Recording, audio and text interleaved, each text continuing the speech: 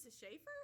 No, this is Dobby, the house elf. We gotta read the last chapter of Freak the Mighty. What's going on? Oh, then I better leave and let Mrs. Schaefer come back. Okay. Just kidding, guys. We thought we'd make you laugh today. I'm going to read the last chapter of Freak the Mighty, chapter 25, what Loretta said. That was a year ago. I hid in the down under for days and days and kept the door closed, which is why I missed the funeral and the Fair Gwen going away. Graham told me about it afterwards, how she couldn't stand to live in the house with Kevin gone, and who could blame her?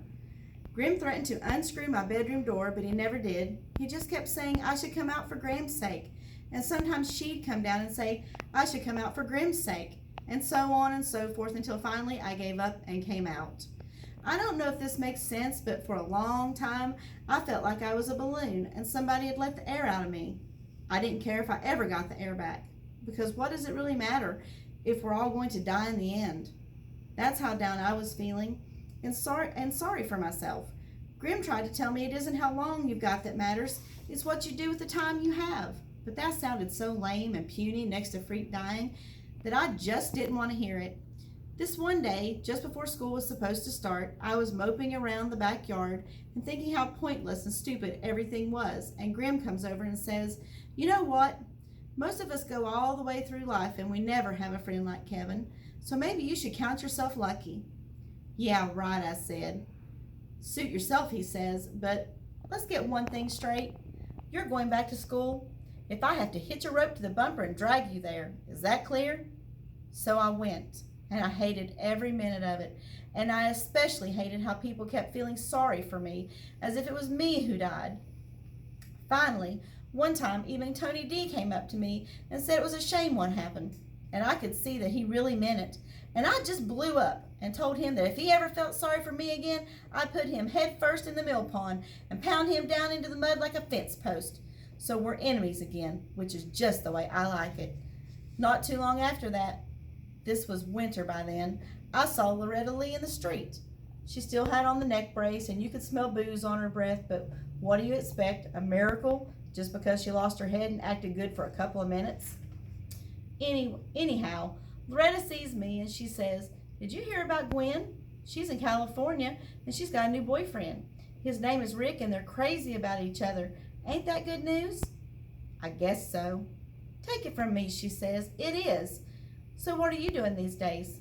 "Nothing." She gives me this long look and she goes, "Nothing is a drag, kid. Think about it." I thought about it all the way home. That night I pulled the pyramid box from under the bed and got the empty book out of the pyramid, and I'm thinking, who are you kidding, Maxwell Kane? You haven't got a brain. And that's the truth, the whole truth, the unvanquished truth is how Freak would say it. So I wrote the unvanquished truth stuff down and then kept on going for months and months until it was spring again and the world was really and truly green all over. By the time we got here, which I guess should be the end, I'm feeling okay about remembering things. And now that I've written a book, who knows, I might even read a few. No big deal.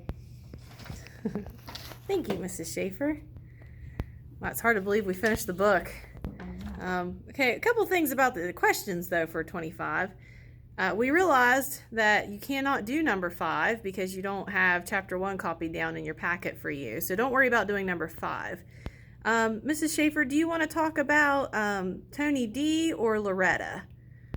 I think Tony D is a good one. Okay, so if we look at number 2, it says infer, and we got to talk about what infer means. Infer why Max blew up at Tony D when he told Max what happened to Kevin was a shame. Well, first we need to remember what inferring is. It's when we try to make a guess about something, try to figure someone out or something out. I think that it's really hard for Max because he does not want people to feel pity for him, and he thinks first that Tony is giving him that pity.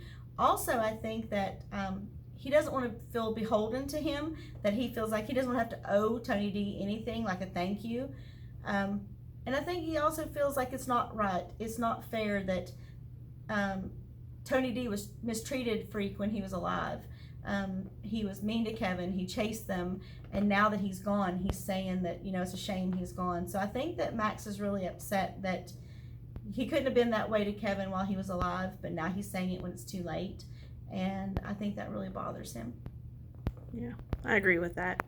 All right. Bye, guys.